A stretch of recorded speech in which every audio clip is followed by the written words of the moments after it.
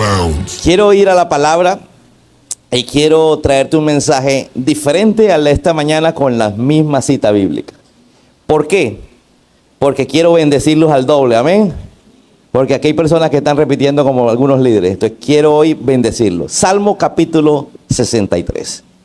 El Salmo 63 fue escrito por el rey David, por el famoso David, ese que mató al gigante, a Goliat, ese que era un guerrero desde su juventud. No porque fuera un soldado, sino porque se ponía a pelear con osos, con leones que venían a atacar a las ovejas de su padre.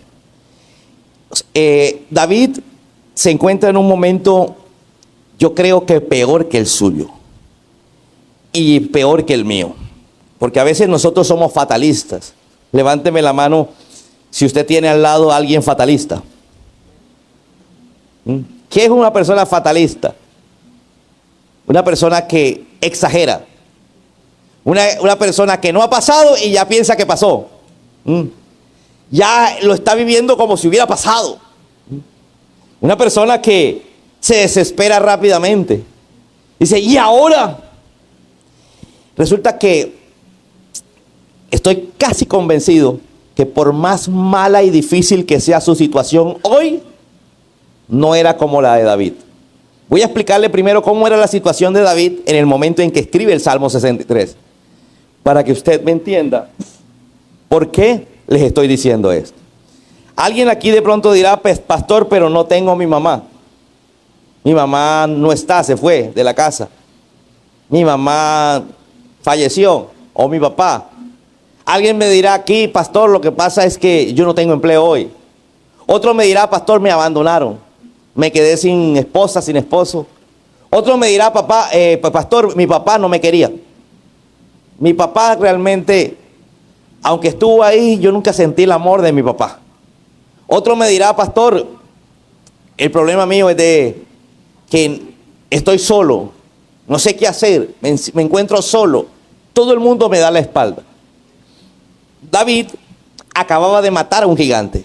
David acababa de volverse famoso.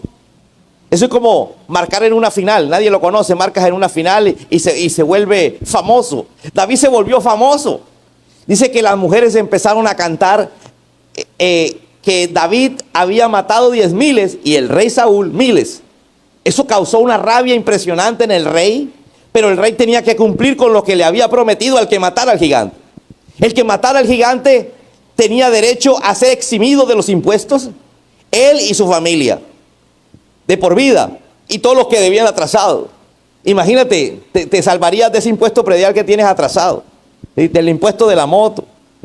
Entonces era una ventaja, pero también le iban a dar como esposa a una muchacha muy linda, que era la hija del rey. Entonces cualquiera que quisiera casarse con la hija del rey, o educada, o bonita, y sobre todo de posición social, le iban a dar un cargo importante en el reino. No iba a ser ya el empleado del mínimo, sino ahora iba a ser alguien importante. Y resulta que David vino a la edad de los 17 años, llegó al campo de batalla no como un guerrero, sino por accidente. Escúchame, hay cosas que el destino te va a poner para que usted salga adelante. Él no tenía planeado ir a la guerra porque él no era guerrero, él no era soldado, él era el que cuidaba las ovejas, pero la vida le dio una oportunidad. Dios le dio a través de la vida una oportunidad para que se volviera sobresaliente. Escúchame, y fue mandado por su papá a hacer un mandado. Él llega al campo de batalla como un mandadero. Él llega al campo de batalla a hacer el mandado de ir, mirar cómo están sus 3 hermanos que están en la guerra, sus 3 hermanos mayores. Él era el menor de 8 hermanos. Mirar cómo se encontraban. No había noticias, no habían celulares, no habían periódicos, no habían noticieros. Entonces necesitaba ir y mirar y llevar la noticia a su papá. Mira, están con vida o están heridos, están vivos, están bien. ¿Cómo está la guerra? ¿Vamos ganando? ¿Vamos perdiendo? Y se encuentra que llega al lugar con su mandado, con sus quesos. Dice que llevaba pan, queso, llevaba varias cosas para el general del ejército, para el rey y para sus hermanos, obviamente. Y cuando llega allí se encuentra con un gigante que da gritos y le dice: llevo 40 días Todos los días salgo en la mañana y en la tarde a desafiar al ejército de Israel y nadie viene a pelear conmigo. David, cuando lo escucha, dice 40 días, mañana y tarde. Es decir, que va por la vez 80. Y nadie ha salido a pelear con él. Bueno, ¿y qué le pasa a esta gente? Y el gigante seguía dando alaridos, dice la Biblia. ¿Quién viene a pelear conmigo? En vista de que nadie, David empezó a ver el ejército y dice que la gente se atemorizaba. Él le veía la cara de asustados, las piernas temblando, por allá un soldado orinándose del miedo. Él dice, yo puedo ir y pelear. Fue y habló con el rey Saúl, y el rey Saúl se queda mirando y dice, tú eres un niño, no puedes ir. Y él es un soldado desde su nacimiento. Y él le dijo, mira, rey, con todo el respeto, yo me he enfrentado a un oso. Yo cuido las ovejas de mi papá. Y cuando un oso una vez iba a comer una de mis ovejas, yo lo enfrenté y lo maté con mis manos. Otro día me pasó con un león. Venía la fiera encima de mi oveja y me toca lanzarme encima del león, empezar a pelear con el león hasta que maté al león. No le veo diferencia entre el león y el oso, ni siquiera en el tamaño. Yo puedo ir y pelear con el gigante. Dice que el rey, en vista de que llevaba 40 días de negativa, nadie se atrevía. El rey decía un paso adelante y ellos daban 2 pasos atrás. Entonces le dijo, bueno, ¿qué más da? Tiene que ir alguien, ¿ves tú? Y David va y gana la batalla, y no me voy a detener en detalles porque no es lo que vengo a predicarle. Gana la batalla, le corta la cabeza al gigante, y ahí sí todos los cobardes. ¡Ah! Y David se hizo famoso en un momentico. Se fue a vivir al palacio con la hija del rey. Ahora casado con la hija del rey, con dinero, con buena posición, buen empleo. Pero dice la Biblia que todo cambió en un abrir y cerrar de ojos. Así como vino la bendición, se fue. Yo no sé si acá hay gente que tuvo una bendición y así como vino, se fue. Pastores, que yo un día tuve una buena casa, un buen empleo. Yo tuve una buena familia, yo tuve una buena esposa. Yo tuve esto o aquello, pero así como llegó, se fue. Yo fui un tiempo feliz, pastor, pero ya no lo soy. Pastor, yo un día gozaba de salud, hoy no la tengo. No sé cuál sea tu caso, pero David gozaba de bendiciones que rápidamente se fueron de su vida. Y alguien se preguntaría, ¿por qué? Alguien se diría, pero ¿por qué se fueron tan rápido las bendiciones? Veamos qué pasó para poder sacar un análisis correcto de la situación. Resulta que David, dormido bajo almohadas con plumas de ganso, dice que llegó el rey golpeando la puerta para abrirla y matar a David. Pero ya David había sido informado por su esposa y le dijo, mira, mi hijo, tírate por la ventana, amarremos cobijas y sal, corre por tu vida. Dice que David amarró rápidamente bastantes cobijas y sábanas, se tiró por la ventana, salió huyendo hacia el rumbo al desierto y se metió en una cueva. El desierto ahora iba a ser su casa. Cambió la almohada de plumas de ganso por una almohada de piedra. Cambió el palacio por una cueva. Cambió la limpieza del palacio por la inmundicia de la cueva. El buen olor del palacio por el olor fétido de una cueva. En el palacio, de pronto, si había una telaraña era mucho. Ahora no solamente se encontraba en medio de telarañas, sino de murciélagos que habían en la cueva. Y David salió corriendo. Yo no sé cuántos de aquí, si están empujando la puerta para matarlo, tienen tiempo para cambiarse. O tienen tiempo para buscar el dinero. O tienen tiempo para agarrar el celular y llevárselo. Yo no creo que golpeando la puerta, y la única salida es la ventana, usted va a tener tiempo de algo. David salió con lo que tenía puesto, si era que tenía algo puesto. Como lo que tenía en la noche, con lo que durmió en la noche, con eso salió. No hubo dinero, no hubo nada, se quedó todo todo lo que un día tuvo se quedó en el palacio. Empezó una vida de 13 años en el desierto. Empezó una vida de esconderse 13 años porque el rey Saúl lo buscaba en cada rincón del país para matarlo. Todo el ejército de Israel, en lugar ese mismo que no le tenía miedo al gigante, ahora perseguía al que mató al gigante. El héroe nacional se convirtió en villano. El héroe nacional que había matado al gigante ahora estaba en cada poste donde daban recompensa por su cabeza. El rey dejó de buscar enemigos y se dedicó a perseguir a su yerno. Se dedicó a perseguir a David, y David escondido en una cueva en medio del desierto, un lugar árido. La pregunta que te hago es, tal vez estás en tu desierto, tal vez te encuentras en una cueva, en un momento difícil en tu vida, y te preguntas por qué. Yo no sé si te has preguntado el porqué de esa situación, pero si yo veo que David estaba en palacio y pasa a vivir en el desierto, en medio de una cueva, de la aridez, de la inmundicia de una cueva, es porque Dios tenía un propósito más grande en David que el que simplemente estar casado con la hija del rey. Entonces los problemas para David era simplemente poder entrenarlo para el propósito que Dios tenía con él.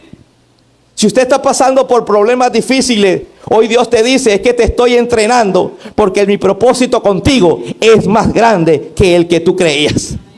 Porque la gente cuando llega a un éxito, es decir, se gradúa, consigue un empleo, se casa, piensa que llegó a la cima y empiezan los problemas.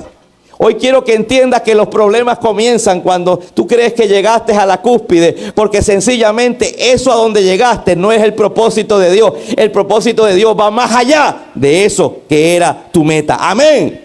Siempre Dios va a ir más allá, un propósito mayor. Es por eso que empieza a procesarte. Necesitaba David 13 años de proceso en el desierto, 13 años de proceso en una cueva, 13 años en medio de que el rey le dio la espalda y su esposa también. La Biblia dice que esta mujer fue entregada por su padre a un soldado, o a un general más bien. Entonces David quedó casado, pero con cuernos, solo, sin plata, sin cargo, con solo algo que no sirve para nada, fama. Era lo único que tenía. ¿Sí? Las mujeres soñaban con David, pero eso no le servía a nada a David, que alguna mujer soñara con él. Entonces David necesitaba respuesta.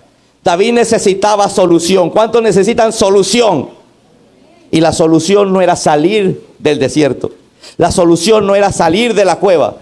La solución era aprender en la cueva, en el desierto, para poder catapultarse a una bendición mayor. Escúchame, iglesia, muchos de nosotros queremos salir del problema. No, Dios no te quiere sacar del problema, te quieres catapultar a algo mejor. Por eso te pasa por el problema, por eso estás en la crisis. Mira, yo no sé a quién Dios le está hablando hoy, pero pienso que le está hablando a todos. ¿Sabes? Dios no te pasa por ese desierto porque simplemente te odia, porque simplemente te dio la espalda. No, te ama tanto que quiere sacar el propósito que hay dentro de ti, el verdadero hombre, la verdadera mujer de Dios que hay en ti. Por eso te procesa, por eso creíste que ahí lo ibas a conseguir todo. No, ahí es donde empieza tu amargura. Muchos dicen el día que me case, pero cuando te cases, ahí empezó tu calvario. Algunos dicen el día que me gradúe, ahí empezó tu calvario. ¿Sabes? El día que tenga mi empresa propia, ahí empezó tu calvario. ¿Por qué? Porque empezó tu proceso. Empezó el proceso para engrandecerte. Empezó el proceso para que por dentro seas grande. Empezó el proceso para que Dios te haga a alguien diferente. Alguien que diga, ahora sí entiendo. Entonces David, a pesar de que había matado al gigante, no era lo único que Dios iba a hacer con David. Lo que iba a hacer con David era más grande. Diga conmigo, lo que va a hacer conmigo es más grande. No sé qué éxito o éxitos has tenido en la vida, pero lo que va a hacer contigo es más grande. Te lo repito, lo que va a hacer contigo es más grande. Entonces, este hombre, ahí en la cueva, hace el Salmo 63. Alguien diría, El Salmo 63, en esa situación, mi salmo diría, qué situación tan dura. ¿Dónde está el Dios que me hizo matar al gigante? ¿Dónde está el Dios en que yo creo? Otro diría, me dio la espalda. Otro diría, ¿será que sí he creído en el Dios correcto? ¿Sabe? Cualquier Salmo 63 en medio de esa situación, te digo, sería una queja continua. Sería un proceso para poder dudar de la existencia de Dios. Pero veamos David en el Salmo 63, dice, oh Dios, tú eres mi Dios, de todo corazón te busco. Mi alma tiene sed de ti. Vamos a hacer un alto ahí, diga conmigo, mi alma tiene sed de ti. Jesús dijo, todo el que tenga sed, venga y beba del Espíritu Santo. Todo, venga, todo es gratis. Todo el que tenga sed. David tenía sed de la presencia de Dios, de la presencia del Espíritu Santo. Y en medio del desierto, en medio de la cueva, le dice, tú eres mi Dios y tengo sed. Mi alma tiene sed de ti. Si estoy acá, no es porque tú quieres que yo esté incómodo, tú quieres que yo esté ungido. ¿Alguien me está entendiendo? Él entendió el propósito. Pero hay gente que no entiende el propósito. El que no entiende el propósito se queja, llora, patalea, pelea con Dios, se va de la iglesia. Yo no vuelvo a orar, vuelvo a ir a la iglesia, me cae mal. Pero el que tiene el propósito, el que entiende el propósito, empieza como David a decir, tengo sed, necesidad de la presencia de Dios. Y dice, mi alma tiene sed de ti. Mi cuerpo te anhela en esta tierra reseca. Diga conmigo, en esta tierra reseca. Y tú dirías, Salmo 63, tuyo o mío, tengo rabia en esta tierra reseca. No me aguanto ni yo mismo. ¿Aló? Mi alma tiene sed de ti, todo mi cuerpo te anhela en esta tierra reseca y agotada donde no hay agua. Te he visto en tu santuario y he contemplado tu poder y tu gloria. No todo el mundo que dice ser creyente ha contemplado su poder y su gloria. Tu amor inagotable es mejor que la vida misma. Cuánto te alabo. Ojo, cuánto me quejo. Versión Germán, cuánto me quejo. No entiendo la situación. ¿Cómo es posible que después de haber matado a un gigante, después de haber creído, después de haber predicado, después de haber hecho esto o aquello, esté en esta situación? Por eso es que el cristiano no sale del proceso. Por eso es que el cristiano se queda a vivir en el proceso como le pasó al pueblo de Israel en el desierto, que duró 40 años hasta que murieron en el proceso. David duró 13 años en el proceso. Y mira cómo reaccionaba. Te alabaré mientras viva. A ti levantaré mis manos en oración. Diga conmigo, a ti levantaré mis manos en oración. Uno levanta las manos. Y quiero contar una anécdota. Cuando mi niño empieza desde pequeño, desde bebé, le da una alegría. Y ellos ponen las manos así, levantan las manitos, acostados cuando no saben ni gatear. Cuando están gateando se arrodillan y levantan sus manitos. O cuando ya empiezan a caminar, levantan su manito como una señal de ¿qué? De que papá lo alce. Ellos le hacen a uno así. Todavía a estas alturas le hace a uno así. Para que uno venga y lo alce. Levantar las manos es decirle a papá, papá, ya no quiero caminar más. Álzame un rato. Ya no tengo fuerzas. Necesito que me levantes y me abraces. Ya no puedo más, papá. Yo no sé cuántos niños hay aquí. Por eso Jesús decía que nuestra fe tenía que ser como niños. De decirle a papá con nuestros brazos levantados como David, que levantaba los brazos y decía, mira, aquí no está mi padre. Aquí no está mi madre. Aquí no está nadie, mi esposa. Aquí no hay nadie. Aquí estoy solo con murciélagos y ratas. Pero ¿sabe? Necesito que me alce. Necesito como un niño que papá me abrace en sus brazos. Amén. Eso es levantar las manos, me decía el Señor.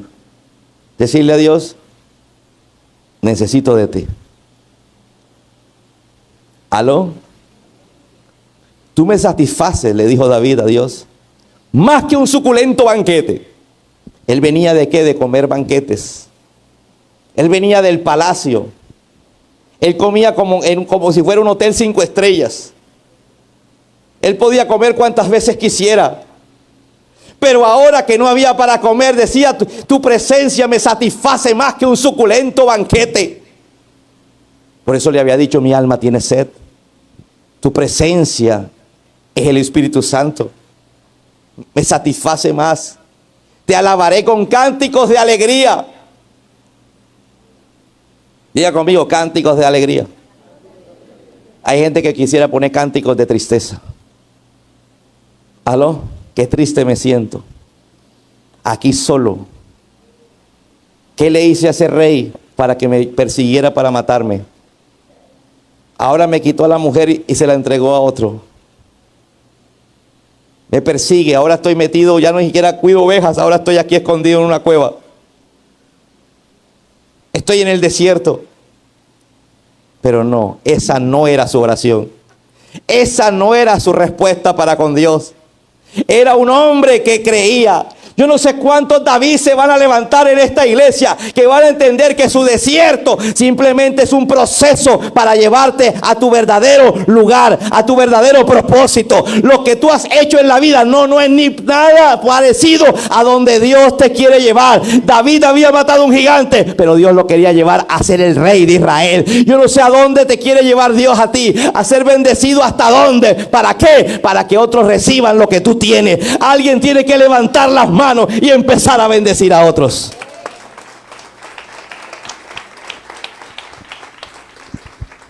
David levantó sus manos porque no tenía fuerzas. David levantó sus manos porque necesitaba que Dios lo alzara y lo abrazara. Cuando uno levanta sus manos, Dios lo unge a uno para que uno levante sus manos ante otros. ¿Aló? Veámoslo en la vida de Moisés. Moisés y su gente estaban en guerra contra Amalek. Estaban atravesando el desierto. Amalek vino y empezó a atacar a los que estaban rezagados, a los cansados. Entonces Josué sale a la guerra y le dice: Moisés, mientras yo voy a la guerra, tú levanta las manos. Mira el poder de levantar las manos a Dios en una guerra. Mira el poder de levantar las manos en medio de un conflicto, de un problema. Mientras Moisés mantenía las manos en alto, los israelitas vencían. Pero cuando bajaba las manos, vencía a Amalek. Continúa.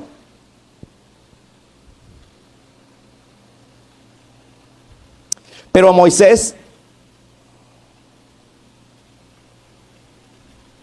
sigue, pero a Moisés se le cansaban las manos. Alguien que diga: a Moisés se le cansaban las manos. ¿Cuántos aquí se cansan de levantar las manos? Todos. Diga conmigo, lógico, se le cansaban las manos. Así que tomaron unas piedras y se la pusieron debajo.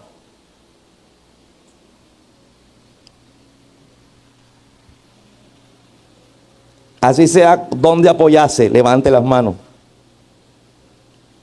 ¿Alguien me está entendiendo? Jorge, ven.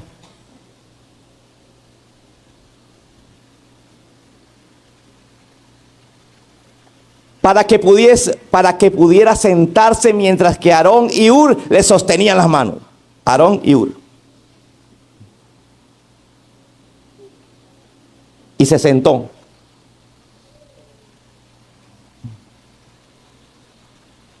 Diga: aunque esté sentado por el cansancio, levanta sus manos delante de Dios. El uno del lado izquierdo y el otro del lado derecho. Así pudo mantener firme las manos hasta que se puso el sol y Josué derrotó a los amalecitas y a su pueblo a filo de espada. Moisés iba primero a la presencia y recibía de Dios. Aquí necesitaban ahora que Moisés levantara las manos, no porque necesitaba que Dios lo llenara, no porque necesitaba que Dios le diera fuerza, sino porque necesitaba bendecir al ejército. Esas mismas manos que se levantan cuando tú no tienes fuerzas, quedan ungidas para que tú las levantes y bendigas a otros. Escúchame, era necesario las manos levantadas de Moisés para bendecir al ejército e ir y ganar la guerra. Esas mismas manos caídas que no se quieren levantar, cuando tú aprendas a levantarlas al Señor en medio de tu calamidad, van a quedar ungidas para que cuando venga otro y necesite algo, tú levantas las manos y lo bendices.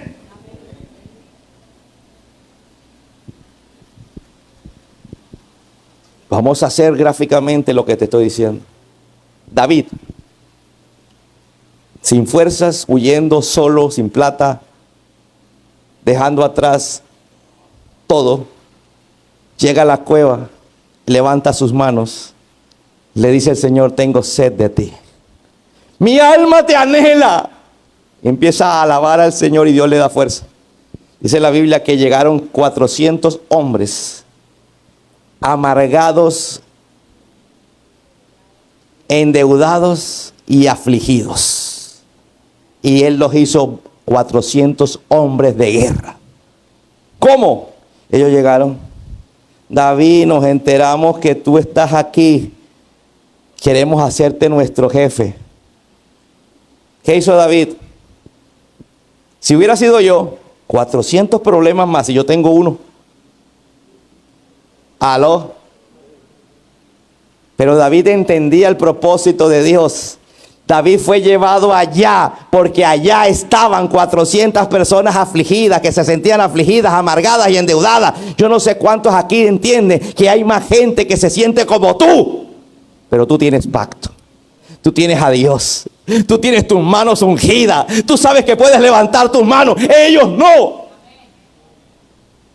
Entonces ellos te van a buscar a ti y van a llegar donde ti. Y cuando llegaron, dice que él levantó sus manos y empezó a bendecirlos, así como Moisés bendecía a cada uno de los que estaban peleando contra Amalec. Padres, vayan y levanten sus manos cansadas hasta que las manos se llenen de unción y póngalas sobre sus hijos. Mujer, tú que estás desesperada con tu pareja, levante sus manos cansadas hasta que tus manos se llenen de unción. Vaya, póngala sobre el borracho que llegó y se durmió. Vaya, póngala sobre el amargado que está ahí acostado. Vaya y póngala sobre ese hombre que está ahí acostado, con el que tienes problemas. Hasta que la unción fluya, hasta que el cambio venga. ¿Alguien me está entendiendo el poder de las manos? Por eso voy a titular este segundo mensaje: el poder de las manos levantadas. Diga conmigo: el poder de las manos levantadas. Primer libro de Reyes, capítulo 8. Luego Salomón se paró frente al altar del Señor y en presencia de todo el pueblo de Israel extendió los brazos al cielo y dijo, hizo así. ¿Qué dijo? No nos interesa, porque la bendición era para ellos. Quiero ver es que él iba a bendecir al pueblo.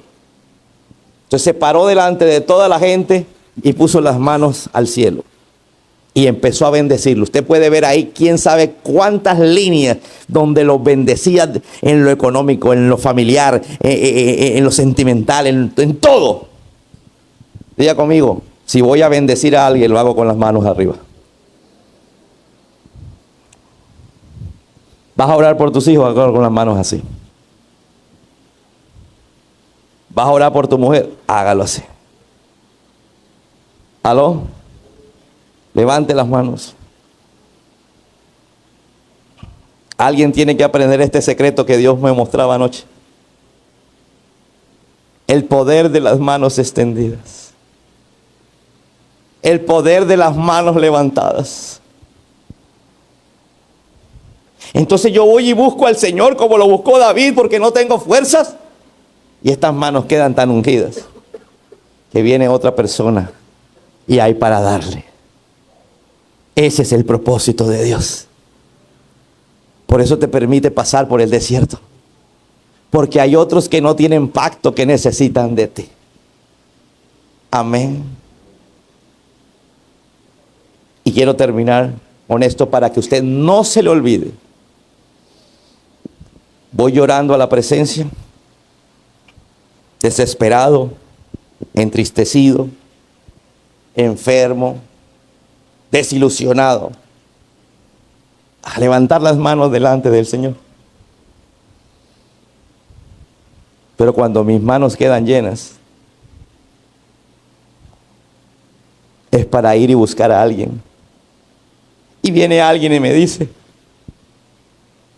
imagínense que tengo este problema y es parecido a tu problema. O no sé si te pasa. Que vienen a pedirte consejo de algo que tú estás peor. Es ahí donde esas manos que se llenaron, tú las extiendes sobre esa persona. Ese es el propósito de Dios. Lo hizo con David y lo hizo con Moisés. Moisés era un cobarde, miedoso, escondía.